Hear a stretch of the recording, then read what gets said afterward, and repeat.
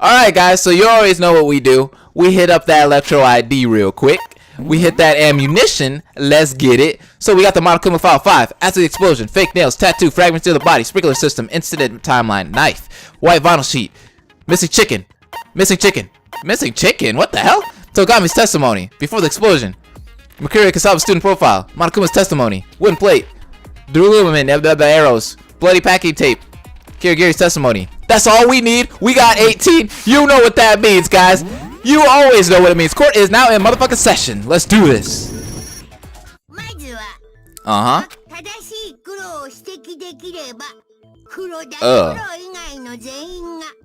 We know.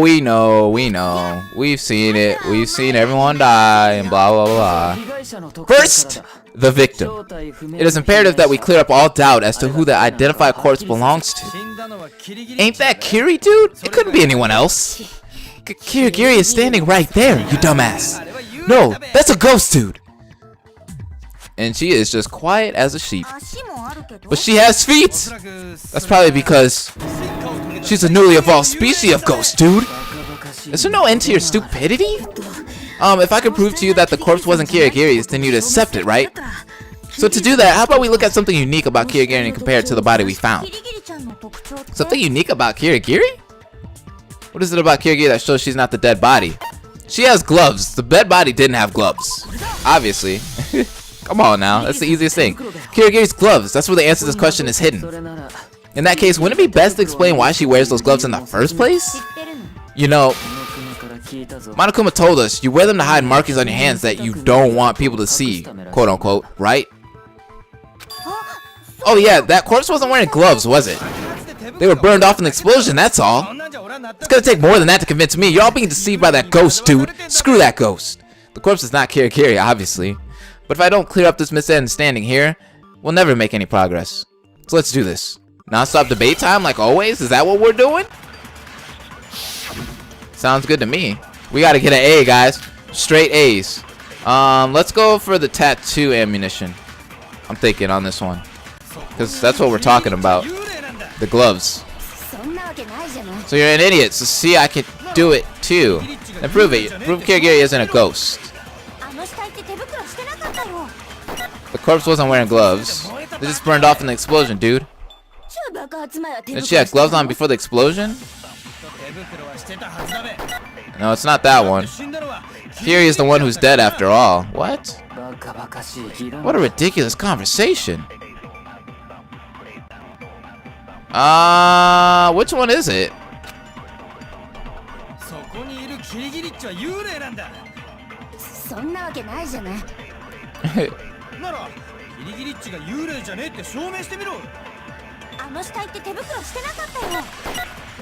Okay.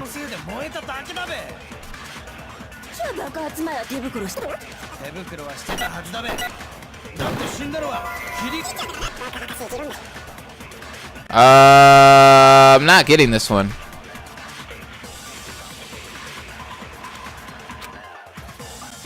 Wait, is it the part where he's like, I'm sure she had him on? That one?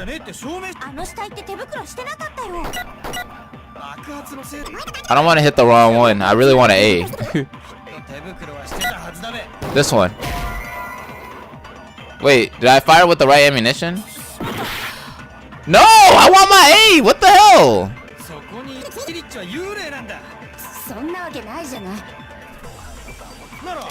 Maybe it's the fake nails one, and I just screwed up.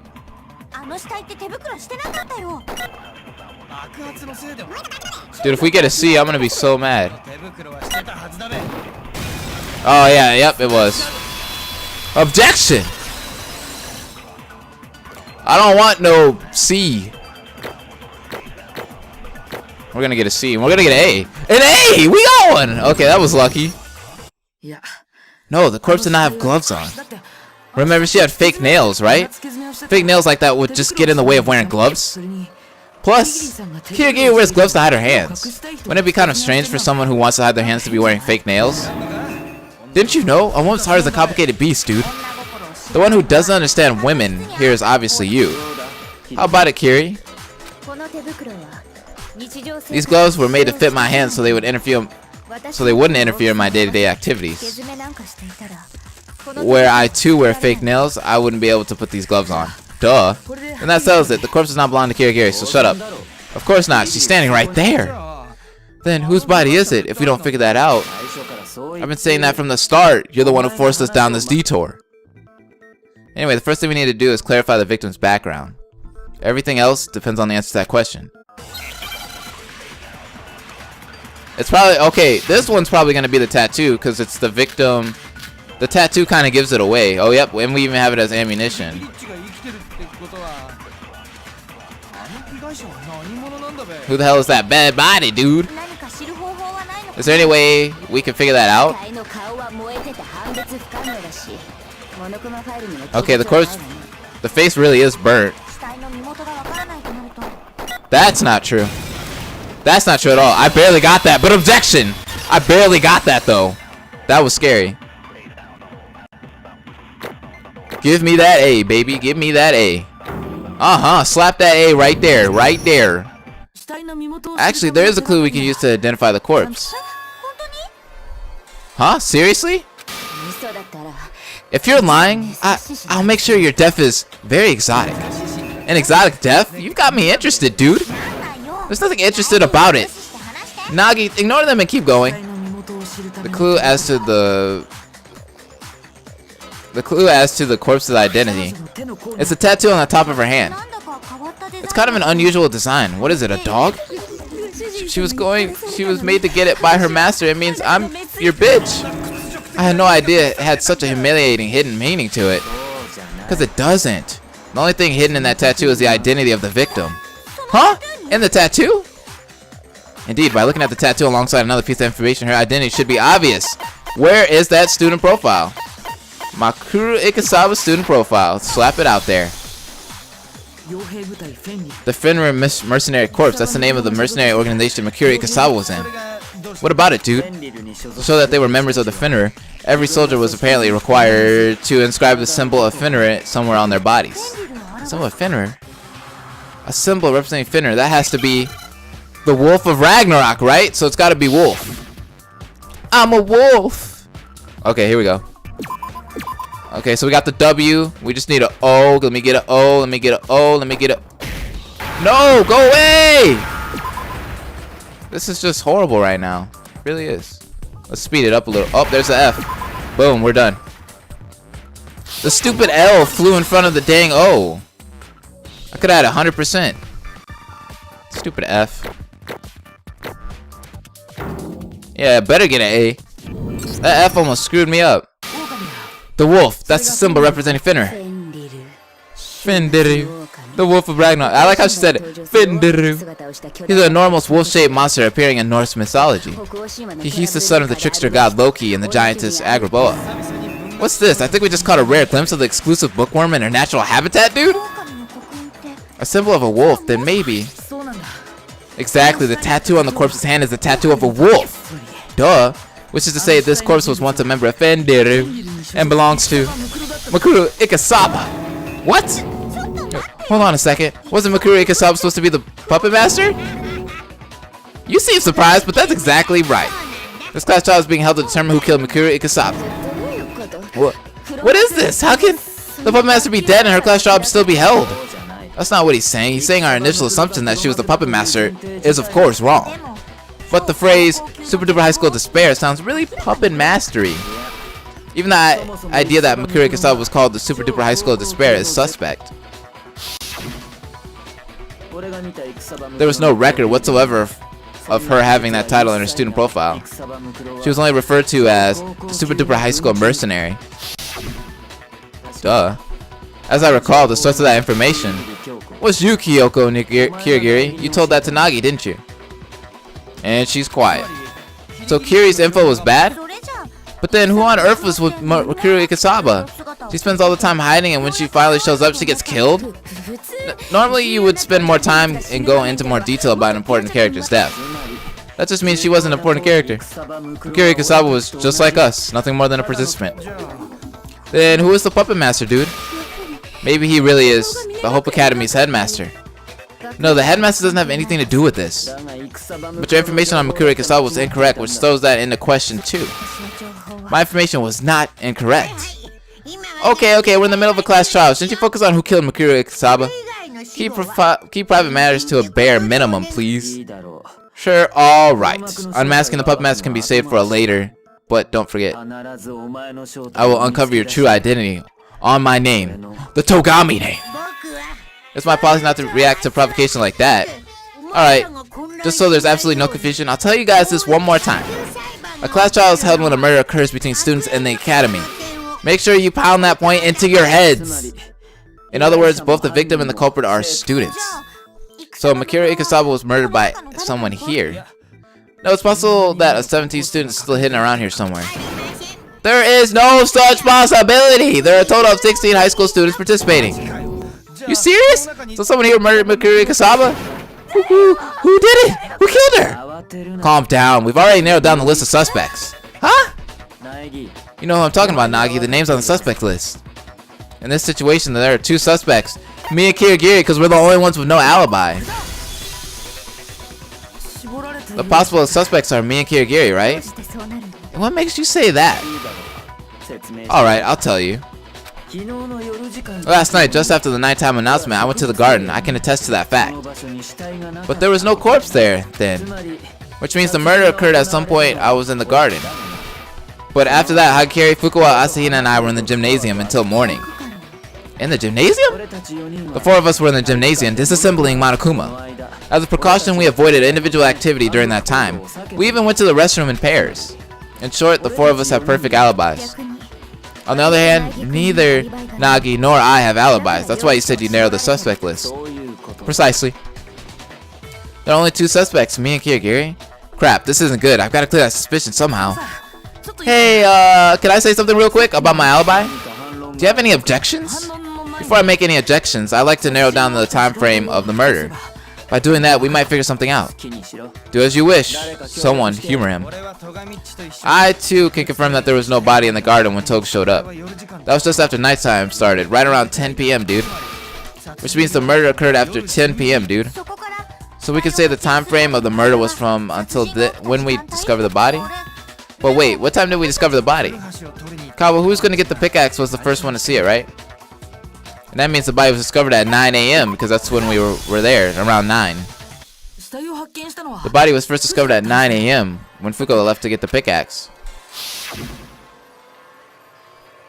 And then it's gonna tell us all about that, which is cool.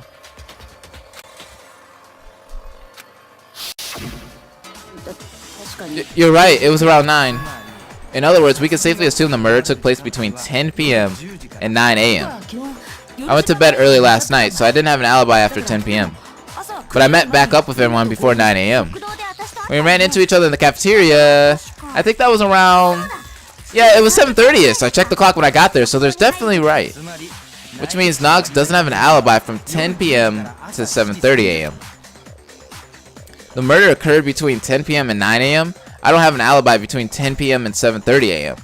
Alright, I gotta make this count. If I can't challenge my alibi by itself, I just have to prove the murder didn't take place during the time I don't have an alibi. To do that, I need to specify when exactly the corpse ended up in the garden. I think... maybe the sprinkler system, right? Yeah, it's even our ammunition. So we'll grab that. Between 10 p.m. and 9 a.m.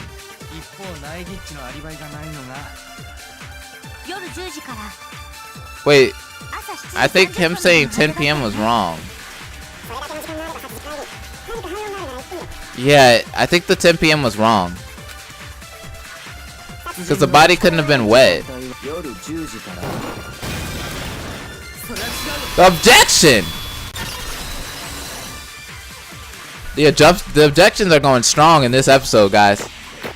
We're getting those A's. We're getting straight A's. We're gonna be on the principal's list. The murder didn't just occur after 10 p.m. It happened much later than that. And why do you think so? The sprinkler system in the garden. The sprinklers are set to water the plants every morning at 7:30 a.m. Which is to say, if the corpse was in the garden before 7:30 a.m., then it wouldn't make sense for it to not be wet. Well, wait a second. I remember now. The corpse was wet. It was soaking wet. Oh my god, that sounds so wrong coming out of her mouth. You're wrong about that, Fukuwa. Wrong? About what? Are you saying she was only wet down there? I knew she was gonna say something like that! I won't stand for that kind of filthy talk.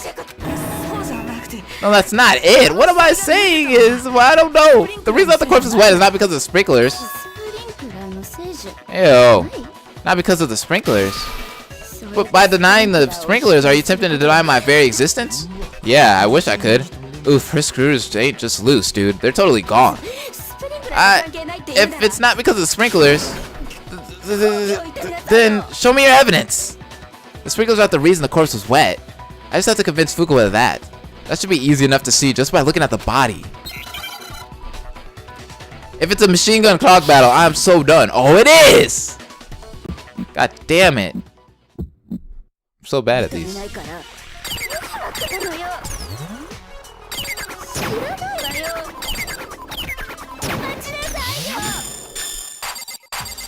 Oh, this is always scary.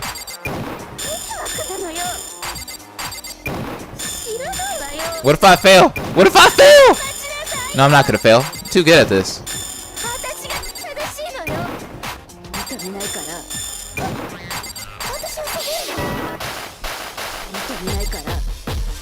Oh! I like that beat.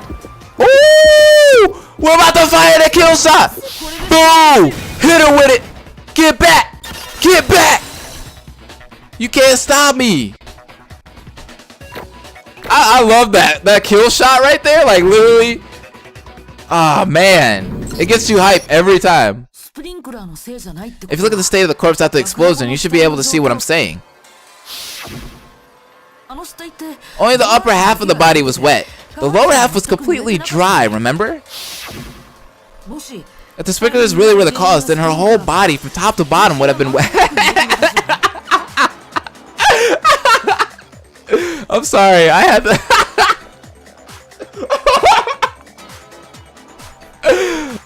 Okay, I'm back. Woo. Okay. Only her upper half was wet and her lower half wasn't? Is there no end to your perversion? I can't deal with her anymore. To get back to my explanation, the reason only the upper half of the corpse was wet was because she wasn't turned on. Okay, I'm gonna stop.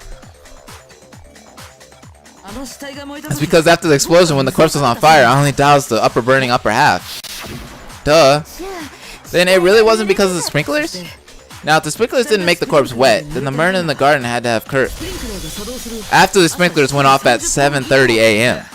Then the murder happened between 7:30 a.m. and 9 a.m. when the corpse was discovered. But Nagi doesn't have an alibi from between 10 p.m. last night until 7:30 a.m., right? Which means Nogs couldn't have done it, dude. He's got an alibi. Which makes Kirigiri the only one without an alibi.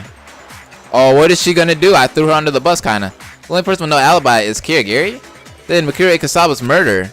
No, that's ridiculous. There's no way Kirigiri could be the culprit. I only have one thing to say. If I am executed here for this, then the truth about the academy will never come to light. And we can't have that because we reach out to the truth. I will not let that happen, no matter what. What? Are you saying you're not the culprit? Of course not. There's no way I could be. This is all a trap set by the puppet master. A trap by the puppet master? Oh. Uh-oh. You shut your mouth. Yes, sir. Shutting up. But Kirigiri, you also have motive for killing Mikuro Ikasaba. Huh? Motive? She called her the super duper high school despair. In other words, she believed her to be the puppet master. And for that very reason, Kirigiri killed Mikuro Ikasaba so she could put an end to all this. But in reality, she was wrong. Kirigiri failed to realize that Mikuro Ikasaba was not the puppet master. And so, something she didn't plan for, didn't expect, happened this class trial. That's Kirigiri's motive? She's got motive and no alibi. At this point, it's pretty much set in stone. Kiri's the culprit. Oh, she's smiling. I don't like that. I'm the only one without an alibi. Nagi's alibi is inadequate. Huh? Just because the corpse wasn't wet from the sprinklers doesn't necessarily mean she was killed before or after 7:30. Why not? because there's a way to prevent the body from getting wet when the sprinklers go off. You have my attention. You could prevent the corpse from getting wet by covering it with a certain something at the scene. Ah, the white vinyl sheets, right? God dang, she's getting us. Is she about to throw us under the bus? I feel like she is. You mean that vinyl sheet? So you noticed. Yes, if the culprit had covered the corpse with that sheet, then it could have been in the garden. When the sprinklers went off and not gotten wet, and that's exactly what the culprit did. The way the sheet is soiled corroborates that. What the heck, dude? The fact that only one side of the sheet got dirty is because the side was facing the sprinklers. The other side, which is facing this corpse, did not get wet, so it didn't get dirty.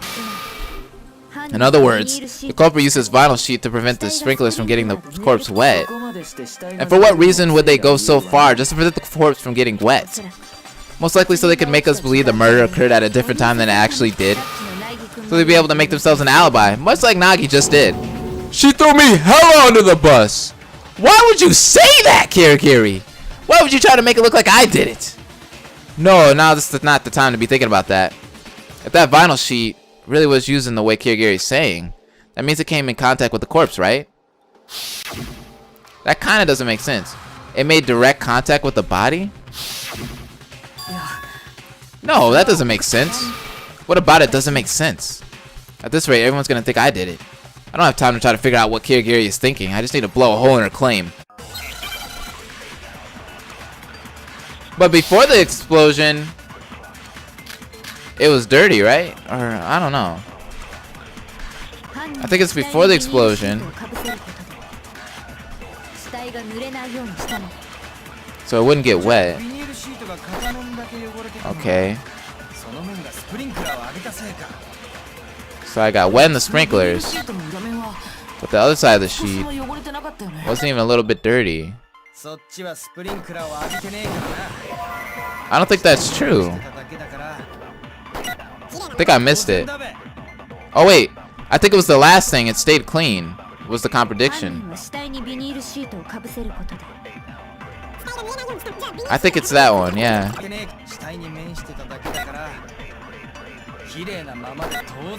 That doesn't make sense. Objection! Let's do this.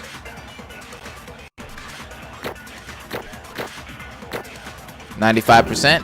Swag. No, it doesn't make sense for only one side of the sheet to be clean. Remember before the explosion, the blood on the body still hadn't dried. Togami even said that if we touched it, we'd get our hands dirty. If the sheet had been used to cover the body, there's no way it wouldn't have gotten blood on it. Maybe the culprit washed it to hide the fact that it had been used? That would be stupid. Then they would have washed both sides. Only washing one side doesn't hide anything. Oh well, you have a point. What if the blood on the corpse was a red herring planted by the culprit? What? The blood, a red herring? In other words, after riding out the sprinklers by using the vinyl sheet, couldn't the culprit have poured fake blood over the body? Fake blood? And where would they have gotten that? I know, what about the transfusion bags in the infirmary? That's the same place Yams got the blood he used when he was playing dead, dude. No, the blood used in this murder did not come from the infirmary. Rather, the culprit collected the fake blood at the crime scene, the garden. The culprit collected the fake blood at the crime scene. In that case, it had to have come from... That chicken? Not the missing chicken! Oh no! That's what happened to the chicken? Oh man. Are you perhaps talking about chicken blood? Huh? Chicken? Oh. When I last checked the chicken coop before the murder, there were 5 chickens inside. But after the murder, there was only 4. The chickens though. So basically you're saying the culprit killed a chicken and used his blood. That is not what you use chickens for. I have no words for such cruelty, dude. That's a terrible reason to kill a living creature. If it had to die, it should have been made to make dinner, like KFC. Perhaps the culprit used blood available in the garden because they didn't want to be seen walking around with it. But in any event, the fact that one chicken has gone missing is evidence in favor of my theory. Even so, that doesn't explain everything. You said the culprit waited out the sprinklers and poured the chicken blood over the corpse? Had they done that, some of the blood should have spilled onto the ground around the body. But that wasn't the case. Only the corpse's clothes were bloody. There was no trace of blood on the ground around it. Or even feathers at that. You're right, it is peculiar that the ground around the corpse was completely unaffected. Perhaps then the culprit planted that fake blood on the lab coat in advance, elsewhere, not at the scene? Planted on the lab coat in advance? When you first discovered the body, was it actually wearing the lab coat? As I recall... No, her arms weren't going through the sleeves. The lab coat had just been placed over the body. Then that settles it. Sorry, I'm not really following what did we just settle.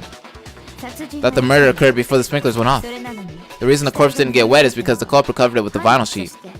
After that, when the culprit went to retrieve the sheet, they placed a lab coat which previously had chicken blood poured on it on top of the body. By playing these red herrings, the culprit aimed to disguise the true time of the murder. To make it seem as though the murder happened after the sprinklers went off at 7:30 a.m. That doesn't make any sense.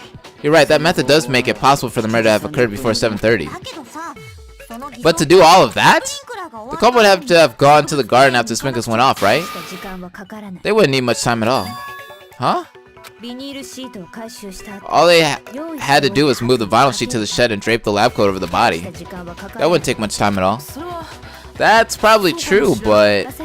Asuna, when you ran into Nagi in the cafeteria, did the two of you stay together from then on? Nope, I went on ahead to the gym and Nagi showed up after me. So he had more than enough time, didn't he? I wouldn't! You can't say it's not possible. It seems Kirigiri was correct. Nagi's alibi is inadequate. What? In the end, I'm back to being a suspect. But why? Why is Kirigiri trying so hard to corner me like this? Why? Dude, she's screwing me over! She just like completely threw me under the bus! What? It looks like we're back to square one. Since Nagi's alibi doesn't hold up, the suspects are he and Kirigiri. The real question is, which one of them did it, dude? Alright, how about we just dive right in and leave our fates to the fates? We got a 50-50 shot. I know, dude. Nice idea, ain't it? Not that, I just remembered something huge. Oh, and what would that be? You remember the knife that was in the garden by the body, all burnt up and stuff? Ah, yeah, the one sticking out of the corpse before the explosion? The Monokuma file says it was jabbed through the abdomen all the way to the back. So what about it? I felt like I'd seen that knife somewhere before. And then I remembered. Hey, more importantly... Oh man, that's when she gave me the knife. Yeah, so everyone's gonna think, hey, that knife sticking out of the suspect or the murder victim is from Nagi. So Nagi had to have killed it. That's the knife I gave Nagi. What? The lack of surprise on your face makes it seem like you already knew as much, Nagi. Yeah. In that case, why did you hide it? It's not like I was hiding it. I just wasn't sure with what happened last night. That it wasn't actually me who killed her. That's fishy. Way too fishy, dude.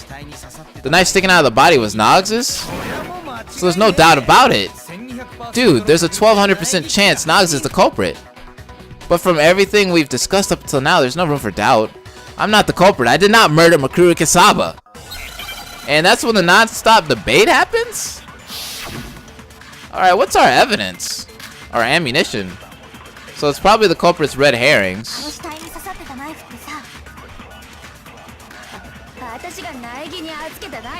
Maybe the knife wound wasn't the cause of death. I don't know at this point. Because didn't it say it died from a blow to the head?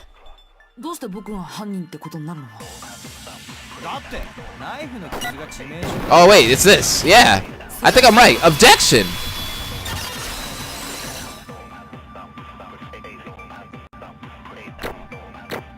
I got a 100%. Hey, give me that A. We're getting straight A's.